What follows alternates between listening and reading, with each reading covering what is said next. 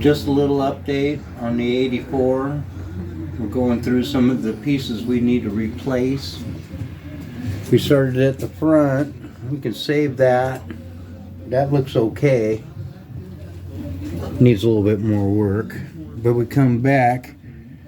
The forward controls have been 8. Rusty. This is gone. Been slid on. The case, that can't be polished out. That's gone. The forward mid controls here, that's, I mean, we can't polish that out. That's gone. I mean, when the chrome's gone, we can't fix it. So, we don't know if we're making up our mind. We're just replacing all this. There's nothing else we can do, right? This case we might be able to save. This is not looking too bad. Need a new plug.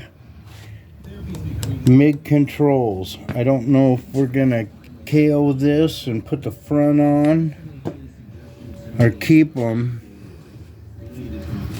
Like I said, it's a hard decision there to give them up or take them, but we got to replace all this anyways, and we can make it forward controls and get rid of all this, all that.